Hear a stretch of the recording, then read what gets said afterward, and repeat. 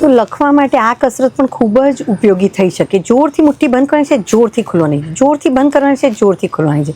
5-10 વખત આ એક્સરસાઇઝ કરજો, જેથી તમારા આંગળીઓના નાના મસલ્સ તમને લખવામાં મદદ કરે. અને આ જ્યારે કરતા હો ને ત્યારે ખભા પણ થોડા ટેન્શનમાં આવી જાય છે.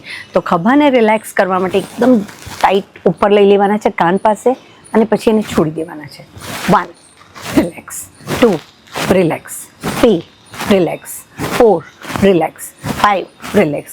ઉપરાંત એને ક્લોકવાઇઝ અને એન્ટી ક્લોકવાઇઝ પણ ફેરવી શકાય. એટલે આગળથી ઉપર લાવવાના, પાછળ નીચે લઈ જવાના, આગળથી ઉપર લાવવાના, પાછળ નીચે લઈ જવાના, અને એ જ રીતે પાછળથી ઉપર લઈ અને આગળ તરફ નીચે લઈ આવવાના છે.